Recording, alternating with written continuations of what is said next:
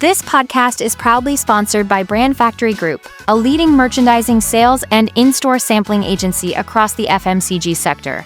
On this episode of Made in the Factory, I'm joined by pborg, founder of Think Spirits, and the creator of the world's first ruby red grapefruit aperitif pample. Pat is a true titan of the liquor industry. With over 30 years of experience, he started his apprenticeship at Suntory, before venturing out on his own to launch some of the most iconic brands on our shelves, including Jägermeister, Grey Goose, Kraken, Sidlip, and Mouthy.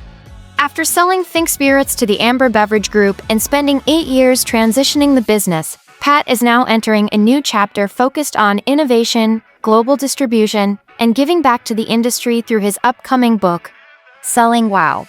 Pat is the real deal, and this is a deep, philosophical, and incredibly practical conversation for anyone serious about the grit and vision required to build a brand that stands the test of time.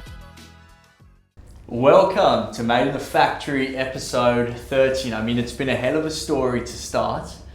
Got this kind gentleman, pborg, with me, and we've gone on an hour journey to get a USB-C. So thank you for that, mate. And I drove. And he drove. But I say he's as good as a man, they say. So, mate, welcome to the podcast. Yeah, great to be here, buddy. Thank you for coming. And when I messaged Pat, I was seeing him post on LinkedIn, and man, I know what an incredible story he has to tell. So, without further ado, do you want to just introduce who you are and a little bit about you? Yeah, sure, mate, sure. I started my career in liquor nearly 30 years ago. So I started Suntory. It's where I like to say I started my apprenticeship. Whilst I was at Suntory, what I learned and discovered was that there was a worldwide trend for premium spirits and liqueurs. And these are brands that were happening overseas but weren't available here in Australia. So whilst at Suntory, I used to do quite a bit of travel because I used to spread the word of Midori around the world. And I thought, you know what, if I can work as hard for this company as I can if I was to start my own business, I think I could give this a crack. So I just got married.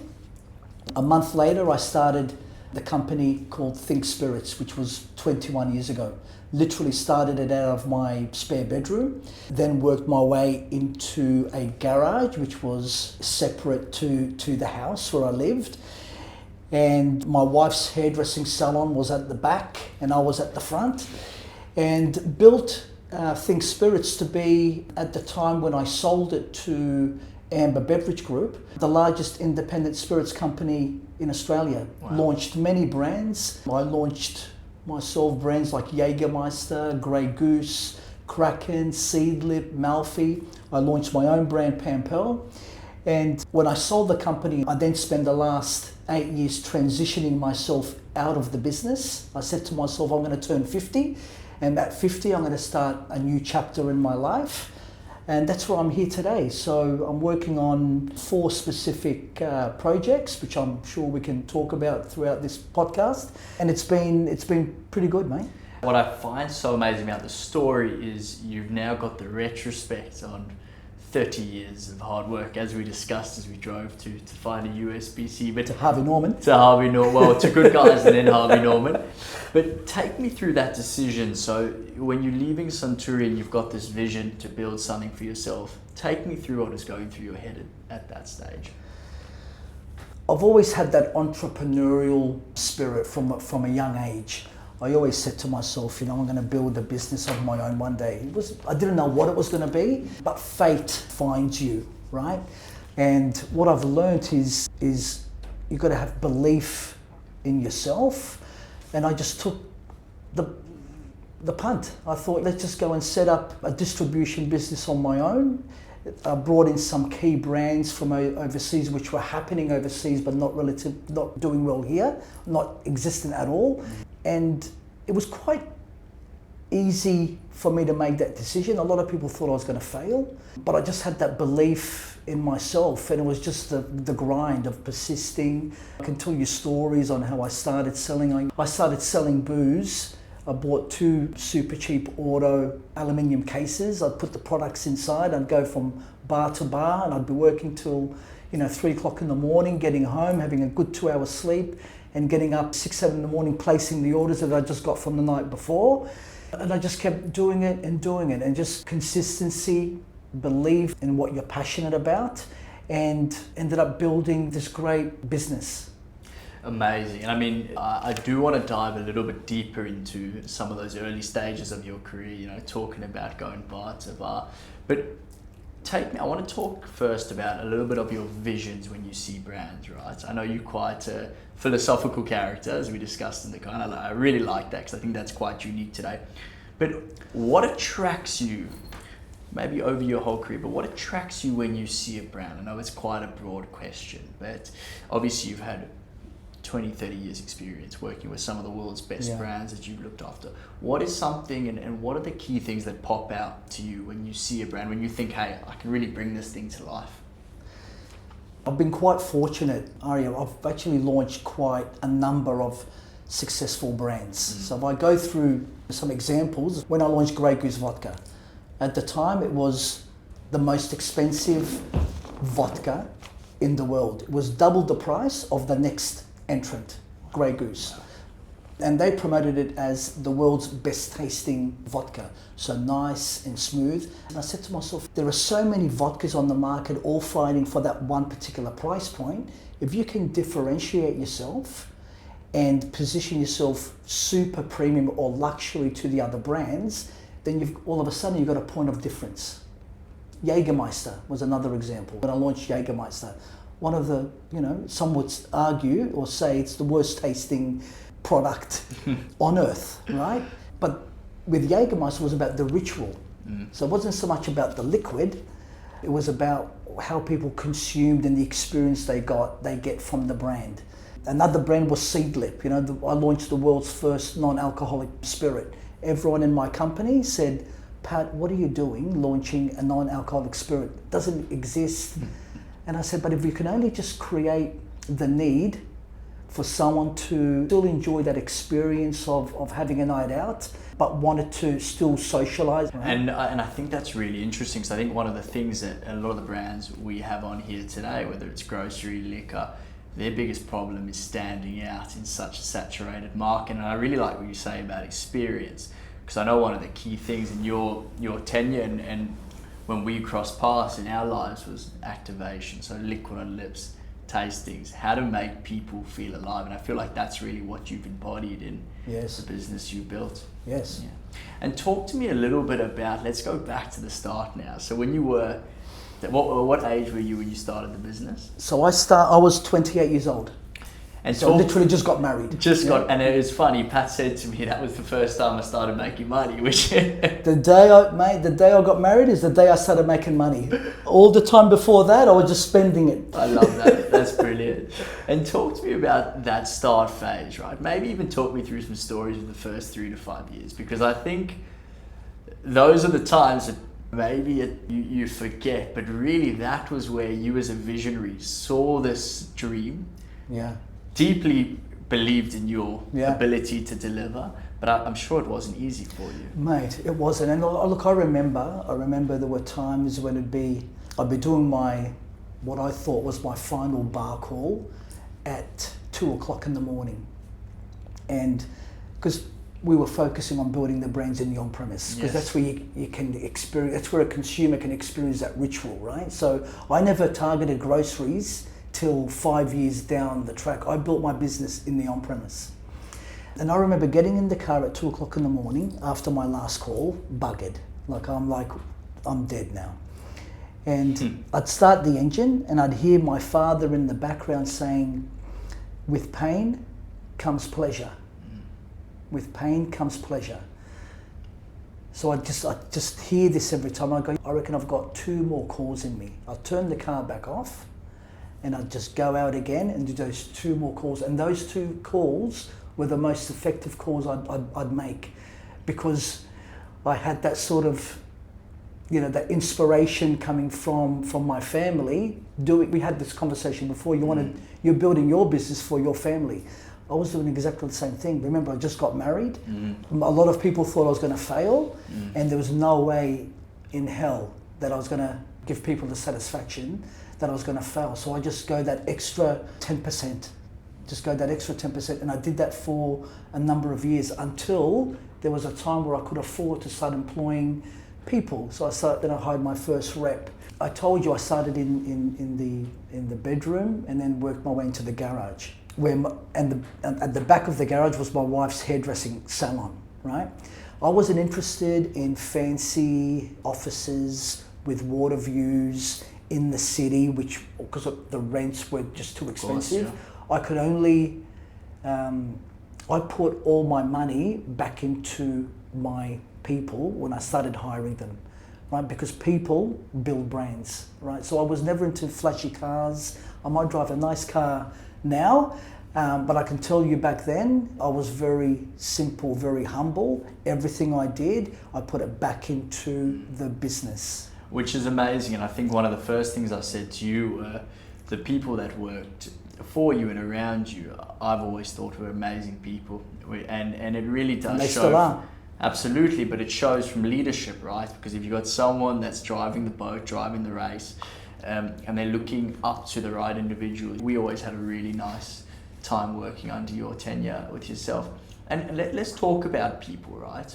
So what's some of the important things that you look for in a person when you're hiring, or when you're looking for someone to build a brand, of a company or a supplier that's entrusting you as you know, the head honcho to build? What are some of the characteristic traits you look for in people? But they've got to be an extension of who you are. So I was very big on hiring based on culture fit.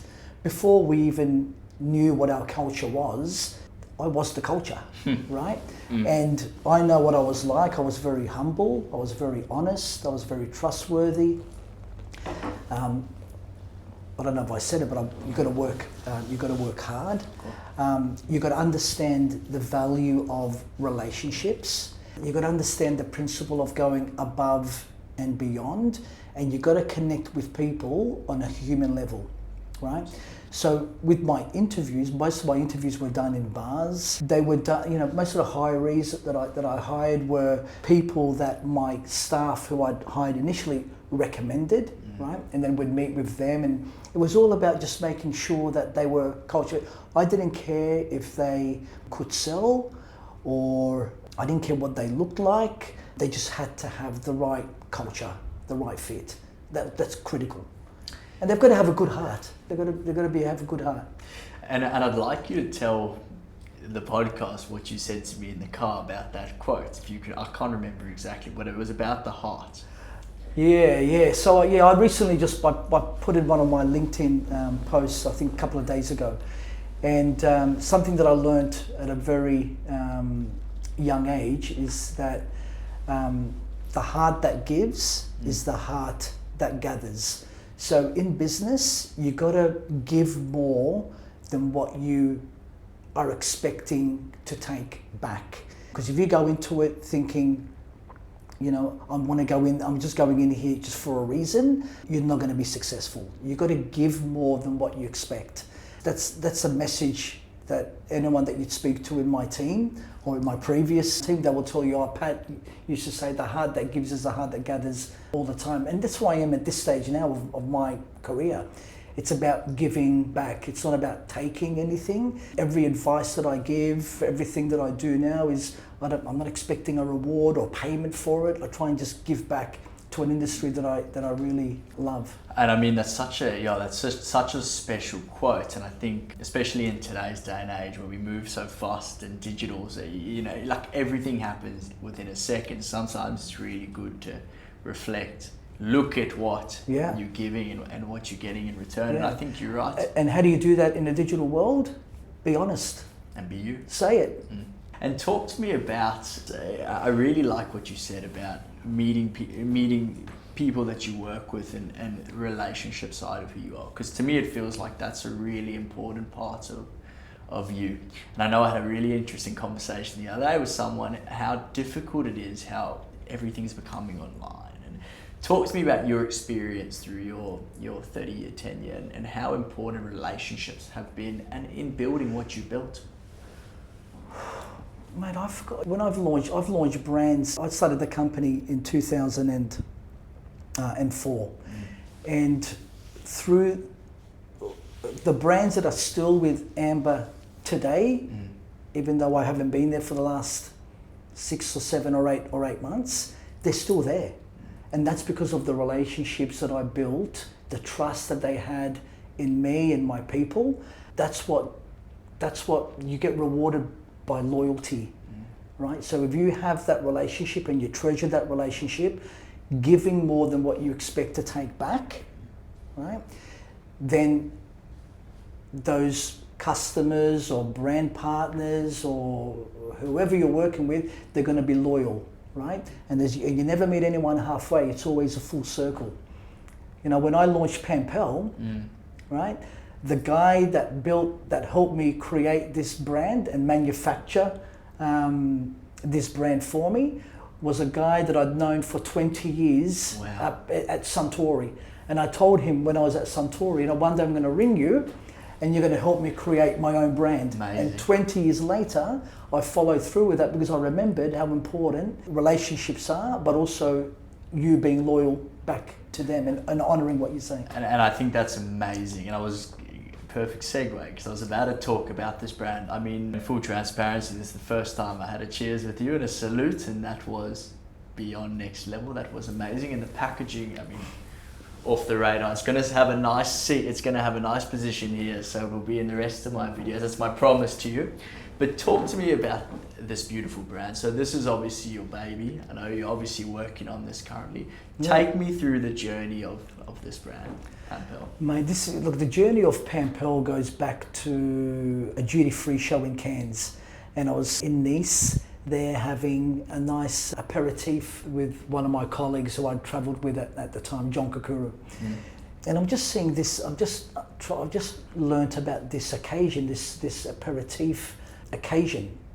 And I said to myself, well, there's a nice moment here, a nice ritual, a nice experience that I think I've launched so many brands for other companies. So I launched Grey Goose, Jägermeister, Kraken, Seedlip, Malfi, Sagatiba back in the day. So many brands, and I said, I think it'd be nice to launch something of my own. I remembered of that time in Cairns, that ritual that I saw with that aperitif occasion. I saw that this category was just in its infancy because I launched this brand 8 years ago. It was only Aperol back then. And back to the Grey Goose story, I wanted to create a brand that was double the price of Aperol. Yeah. And I think as you can tell from tasting the liquid, we've gone through a lot of pain to try and get the liquid 100% right. So we use organic grapefruits from Corsica. There's about 10 secret ingredients in Pampel. But and I had to go to France because that's where I believe they say you eat French, dress Italian, drive German, right? So it had to be from France, and it's now the #1 super premium aperitif in Germany. We're in 20 markets around the world, and what I love most is working with the distributors because I come from a distribution background, Of course, yes. and that experience really gives me. It's going to be. Finding the love of my life, right? And I've got 2 beautiful children. Because that's what drives you, right? You mentioned it before, and I really resonated with what you said. You're building this for your family. And why do we do what we do, right? If you don't have a purpose, then you've got nothing, right? So my purpose, I'm a family man. My purpose was about doing something for my family, making my father proud because he taught me at a very young age that with pain comes pleasure. So it was his words that really inspired me and drove me to succeed. So I had to make sure that my parents are very proud, and they are very proud of their son. And I had to also give lessons to my kids because sometimes, and I've got a 16-year-old and a soon-to-be 15-year-old.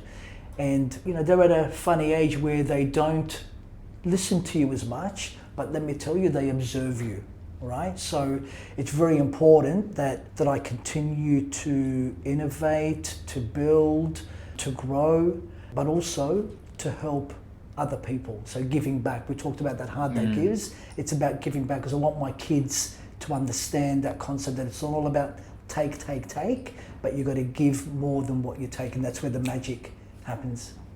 Yeah, So that's my greatest. I don't know if that's the answer you're after. It's an amazing answer, and what I get at the core of that is what drives you is your people, but also your love for the industry, and that's something that I can feel deeply. You really do love what you do and love to give back, and what I loved about our conversation before this podcast was how you are building this next step of your life, and the whole concept is to give back through your book, which I'll let you talk a little bit about, because I'm sure a lot of people are going to want to read that. Maybe I'll let you touch on that. Yeah, You told me when now?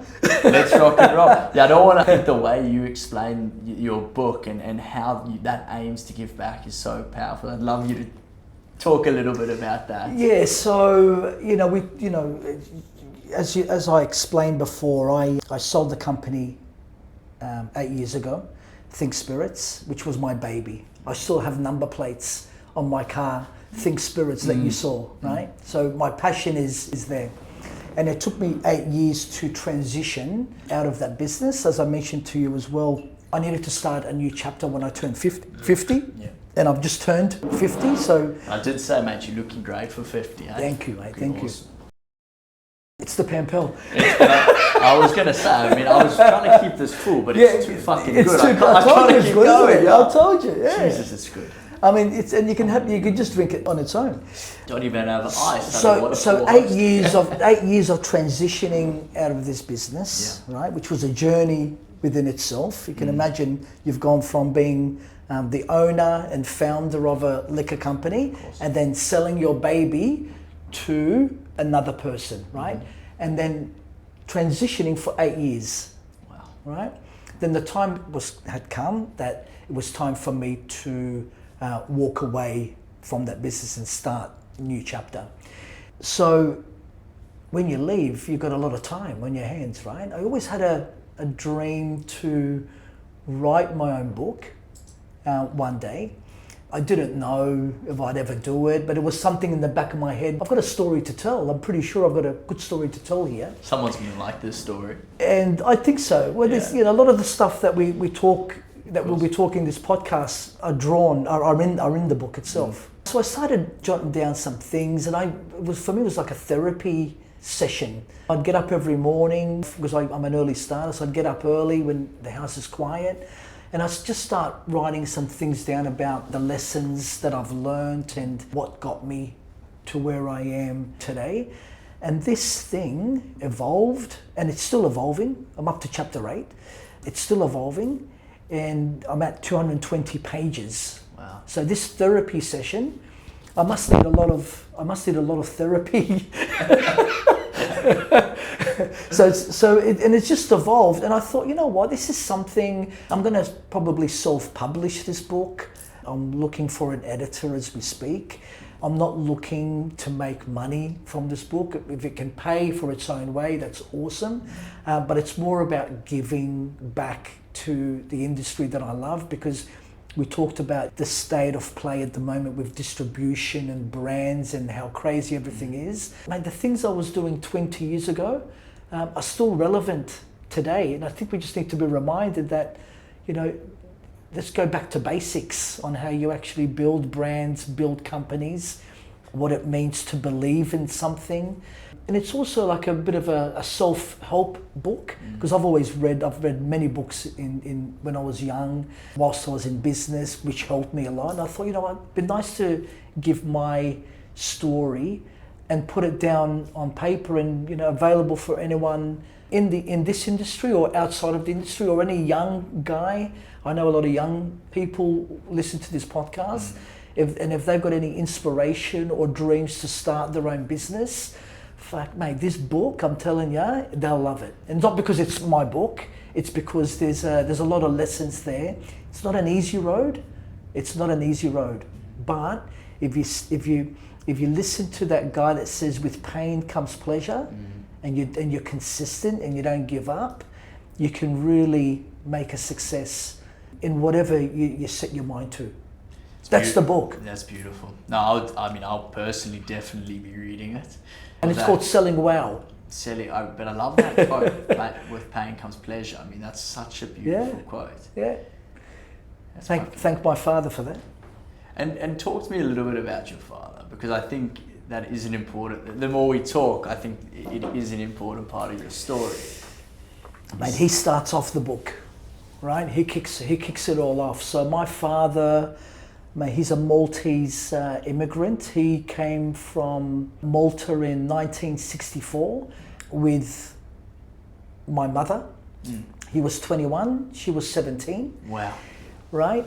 And it's really interesting with my dad, because there was a long, when I was young, my father was a very simple man, was not entrepreneurial at all, and we lived a very simple life, right? I'm talking like KFC once every 6 months for us, a bucket was like gold. Like, we never went to restaurants, Wow. Nothing like that. My father had 3 jobs, and he had 3 cleaning jobs. And I remember when I was young, and I told my friend, my friends would ask me, "Oh, what does your dad do?" I'd lie.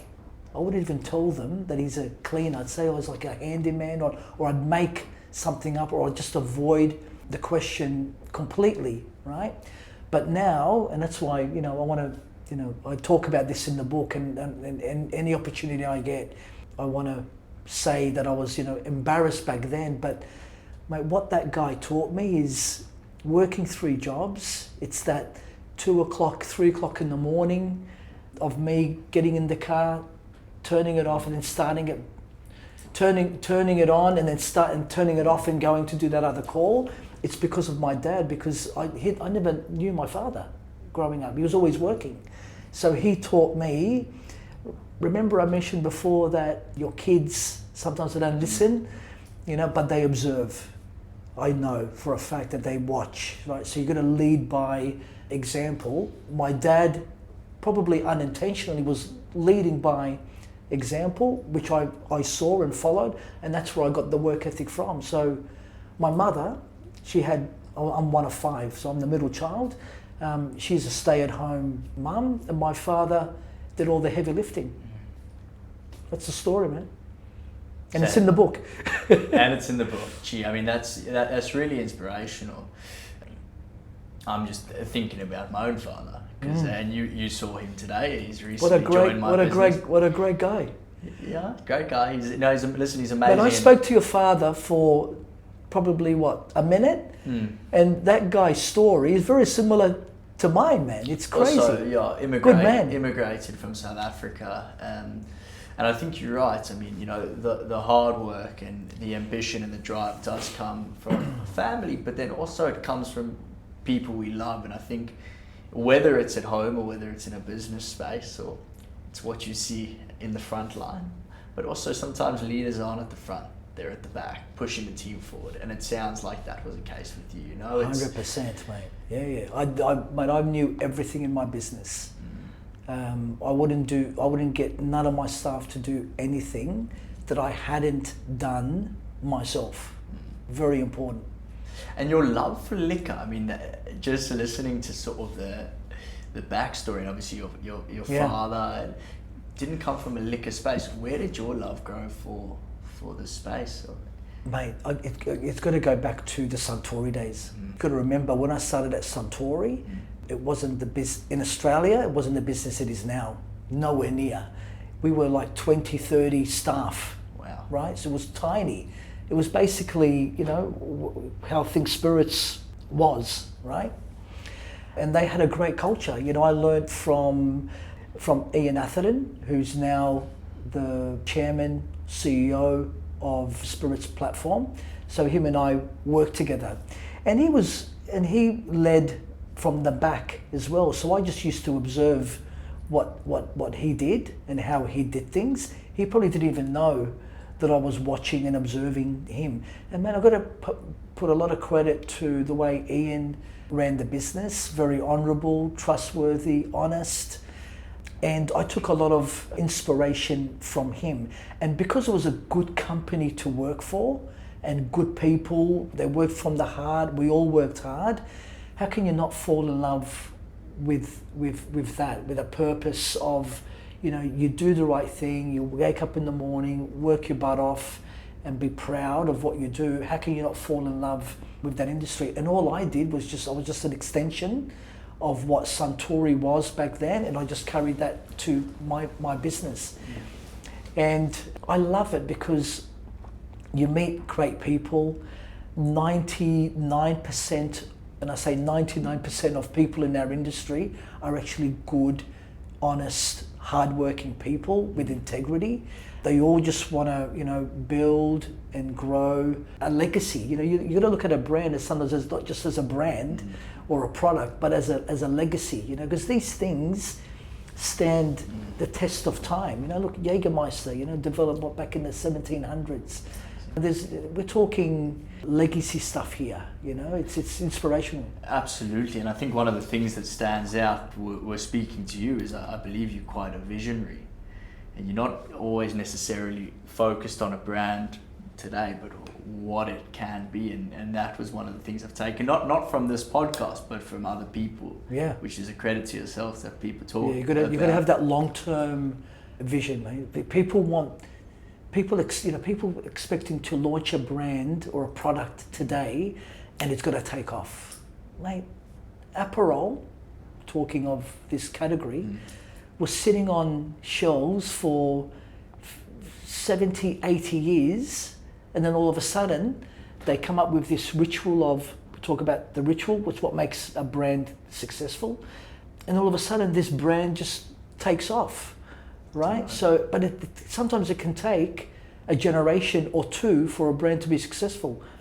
Pampel, I want this to be a brand that I give to my children.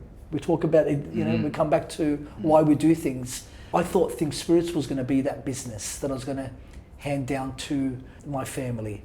That was not the company that I was going to hand down, but Pampel is the one. I've had many offers to sell this brand. I've rejected every single one of them. Because you love it. I love it, and I love my children. And my time is not done. I could retire today. Yeah. Right? I told you this. I could put my feet up and relax and not do a thing, but I've still got that. I've still got that desire to give back. I'm entering my third quadrant, of my life, which is, in some religions it's about giving, the next, the first 25 years it's about learning. The next 25 years it's about making it, being successful, building it. Right? The next 25 years has to be about giving back. Has to be. Otherwise, what are we here for? I really like that, and I'll make a commitment that I will follow that same journey. And it's in the book. But that's beautiful. I really, because I'm 24, so. Mate, you're at the early stages. Yeah. You'll start to go like this over the next couple of years. But it was interesting, you and just to flip this a little bit, you asked before, why I do a podcast.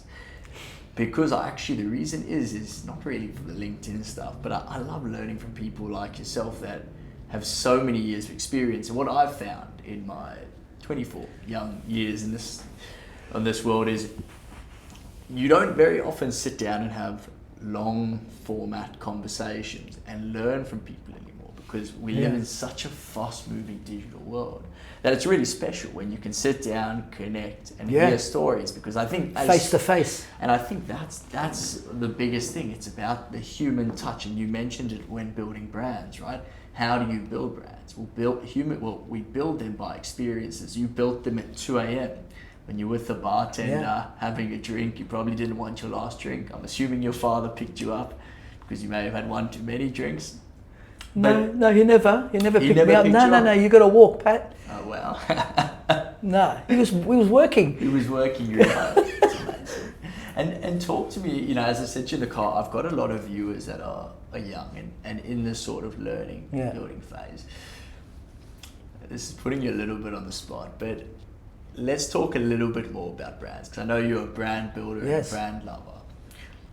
Can you give me some things, maybe 3 to 5, very critical things when building a brand? So if someone is just starting off looking at whatever product, whether it's liquor, grocery, what are some key things that you really believe are the pillar of any brand that you've built? Right. So a lot of people think, right, that when you build a brand, that you've got to get the best distribution partner, or you've got to have all the marketing right. It's not what it's about, mate. The distribution only amplifies the brand. The most important with the brand, first and foremost, is that you have to believe in the brand, right? You've got to get your internal team believing in the brand, because people build brands. That's first and foremost, right? Then you've got to get the consumers, right, to believe in the brand. And they can only believe in your brand if you believe in the brand, or if your team believes in the brand yourself, right? That's the most important. We talked about brands like, Jägermeister, and my company was all about people, they had opportunities to go work for Diageo or Pernod Ricard or Brown-Forman, but they came working for Pat, right? For things because they believed in the vision, in the culture of what we're trying to do. So you really need to get the belief very strong. That's the core. That's the core, right? And then the rest is Follows. the rest follows, right? Because if the brand is good, right, and you believe in it, and people really believing in your brand, it will do well, right? And you've got to be consistent. Don't expect the brand to succeed in the first year or in the first 10 years. Mate, this is a long-term game. If you go into this business thinking, it's got to be a success from day one, mate, forget about it. I mean, it's truly an amazing story, and I think I could talk to you for 30 hours. What I'd love to know, right? You haven't asked me about FMCG yet. I'm not going to. I'm not going to. You should.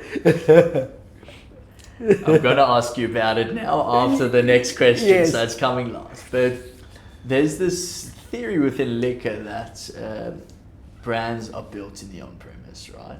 Yes. I have also heard the other side, that brands are built in retail. I'd like to hear your take on what you believe. If we talk about what makes a brand successful, right? And I said to you, you've got to believe in the brand, right? And the consumer has to believe in the brand, internally and externally, right?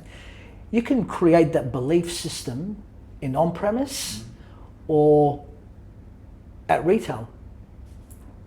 But with Kraken, you remember I launched Kraken in Australia? The bottle was amazing, mate.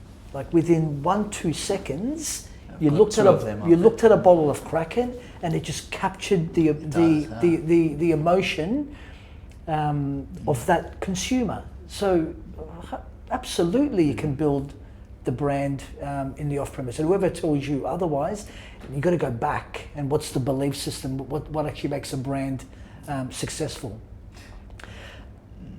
Sounds like it's the experience from what you say. Right, but then there's other brands that, mate, you couldn't sell a bottle off premise if you tried, but they're massive in the on premise. Mate, Jägermeister, I can tell you now, 90% of all the sales at 120,000 litre cases were in the on premise. And how was it consumed? Jaeger bombs and icy cold shots, right? And that brand was built in the on-premise. Kraken, I can tell you now, we couldn't give it away in on-premise because they thought, oh, what's this bottle? It doesn't. What is this? But we built it in the off-premise, so you can work both ways.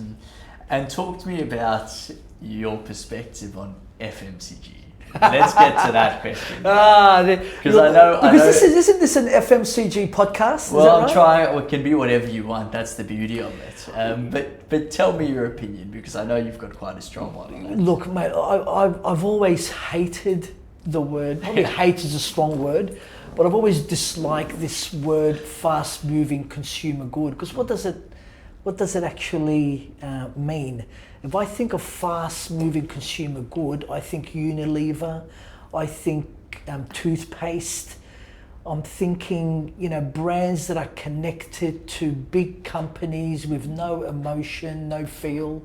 I don't come from that fast-moving consumer good world, right? But I do believe in fast-moving consumer companies. I like that. Right?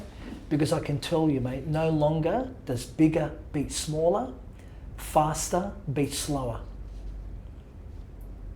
Right? You got to be agile when you're working with brands, particularly now in this digital world. Big companies can't get their head around this world because they can't emotionally connect with their consumer. They might have like an advertising or a billboard.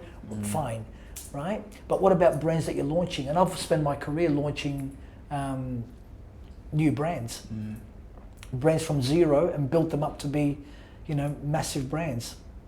And you've got to be first to market seed lip, right? The company has to be you got to try and pick the right brand, launch it quickly, and get it to market quickly. It's interesting. That's the key. Yeah, because I know when obviously you were at your previous business, well, the one that comes to mind is Shanky's Whip. Because we did a lot of in-store tastings, activations, and I'm Great never brand. Fucking awesome. And I've never met or spoke to Elwin. I'd love to pick his brain one day. I was speaking to him on the weekend. So he is doing exactly what you're saying. I've never seen someone move to so many markets and have big emus, and it's unbelievable. He's got a very interesting take. Does he? On business. Oh yeah, you should get him on the podcast. I'd love to. Yeah. I've got to go. Where does he live? He lives in Ireland, is it? No, he's in New Jersey. In New Jersey. English, but lives in New Jersey. Wow. Maybe take So I launched Kraken with Elwin. So Elwin and a guy called Mark Teasdale created the Kraken brand at Proximo. Oh wow. So I launched Kraken in 2010. And then Proximo then set up their own distribution. We lost Kraken. And then he left Proximo. He left the big fast-moving consumer good, company and started Malfi. Malfi Gin. And and he's got a very interesting take. I'm not going to steal his thunder. No, that's okay. But you really need to speak to Elwin. He's awesome. I'll send him a message. Yeah. But Shanky's Whip, I mean, he launched about 10 brands. And I can tell you, he's only now working with the one, Shanky's, because it's the one that he believes in. It's the one that... I've got a box downstairs. But to wrap this up, right, I'd really like you to give your perspective to young, growing, old, whoever. Yeah. What is your advice to anyone looking to start a brand? I know I'm putting you in the deep end here. Mate. I know, but it's got to happen. Build a brand, build a dream, and follow their purpose. What would be some of the advice you'd give to anyone? We have a lot of people, as I said to you, that listen, that seek advice from great individuals like yourself. And you can talk for 5 minutes, you can talk for 2 minutes, but I'd love to just get your insight on what your thoughts are. If you've got a passion and you've got a dream and you've got something in your makeup that says you want to be an entrepreneur or you want to create something, that's the spark that you need. And you just got to follow through with that. Find a niche, find something. I mean, my industry is in the liquor, my experience is in the liquor industry, but it could have been in music, right? I told you I was in a rock band in the late 90s, you did, yes. Right? I wanted to be the next Michael Jackson. That's awesome. Right? But I also wanted to be an entrepreneur and I wanted to have my own business. So I had to pick a path. I was at the crossroads. Do I pursue music or do I go down the business side? And I went down the business side. And it was also at the time I just got married, and I also looked at what are my values. What is it about me that makes me who I am? And at heart, I've been brought up with a close family, mum, dad, three brothers and one sister. And I thought if I went down the the music route, God knows where that was going to take me. So I think having a business was a little bit more value driven for me. So a business really teaches you a lot of things, right? It just teaches you a lot about yourself and what it takes to get up in the morning and to be a success. So if you've got that spark, pursue it, and make sure you do things which are aligned to your values. Yeah, it's really important. Amazing. I think the next 25 years, and as I said to Pat earlier, it doesn't take me for a guy that will stop working. So I'm sure I know you've got a lot of things on the run. But mate, what an amazing chat. First and foremost, thanks for driving around Alexandria with me. It was a great journey. But these are the stories Absolutely. that you will tell in 25 years' time, and when your podcast is, have got a million subscribers. Right? This is the story you're going to tell, mate. My episode 13. And you know what? It's episode 13. It's an unlucky number. That's what happened. Yeah, it actually is my lucky number, 13 as well. So fuck, we ended in a way. Well, you got me. Mate, hey, 14, fuck you. Yeah. Pat, thanks so much for your time. What a man.